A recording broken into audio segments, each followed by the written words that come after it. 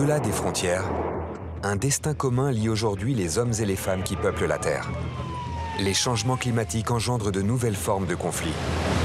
Ils rendent les communautés plus vulnérables, aggravent les inégalités et alimentent les sources de désaccords. Ils réclament notre attention à tous. Écologie sans transition. De plus en plus de citoyens font le choix d'entrer en résistance face à l'inaction des gouvernements en matière climatique. Pour alerter, ils occupent les lieux de pouvoir et les médias, dans l'espoir de mobiliser le plus grand nombre. C'est de la désobéissance civile, comme ce qu'ont fait Luther King et Gandhi. Et puis bon, je crois que j'arrive plus à être dans le déni de ce qui se passe sur Terre, là. On essaie une autre méthode, c'est une méthode qui a fonctionné pour d'autres luttes comme le droit des femmes ou certains mouvements d'indépendance. Ces actions de contestation interviennent alors que le GIEC, le groupe d'experts intergouvernemental sur l'évolution du climat, publie depuis 1990 des rapports de plus en plus alarmants, sans que cela n'ait de conséquences radicales sur les façons de faire de nos gouvernants. Ces voix, parfois encore bien jeunes, nous rappellent que l'avenir de nos enfants se joue ici et maintenant, et qu'il est devenu inconscient d'attendre. Tout ce qui va rester de nos chefs d'État va être le plus gros échec de l'histoire de l'humanité.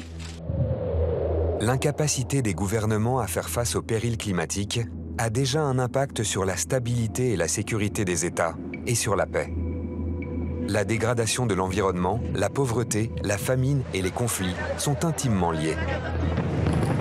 Selon un rapport de l'ONU publié en 2023, le nombre de personnes en situation d'insécurité alimentaire grave a triplé en 6 ans. Une personne sur 9 dans le monde aujourd'hui souffre de la faim.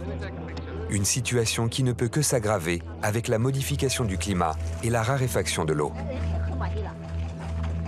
Ces convictions ont déjà guidé le combat de Wangari Maathai. En 1977, cette biologiste a fondé au Kenya le mouvement de la ceinture verte et amené les Kenyans et Kenyanes à planter plus de 50 millions d'arbres pour lutter contre la déforestation et l'érosion des sols. L'eau, les forêts, la nourriture et même l'air que nous respirons forment notre bien commun. Et si nous gérons ces ressources de façon raisonnée et responsable, et si nous les partageons équitablement, nous aurons la chance de vivre en paix. En Inde, c'est une autre femme, Vandana Shiva, qui a fait de la défense des paysans indiens le cœur de son combat. Fondatrice d'une ferme éco-responsable avant l'heure, elle mène la fronde pour la souveraineté alimentaire selon les principes d'une agriculture durable. La pression du modèle agricole, des OGM, des produits chimiques, du libéralisme défini par l'Organisation mondiale du commerce, c'est ce qui détruit les paysans. Depuis les plateaux du Larzac et les prémices des combats pour la défense des terres agricoles, les luttes s'organisent aujourd'hui autour de l'enjeu fondamental de la protection de nos ressources. Prendre soin de la terre qui nous nourrit apparaît comme le meilleur moyen de préserver la paix.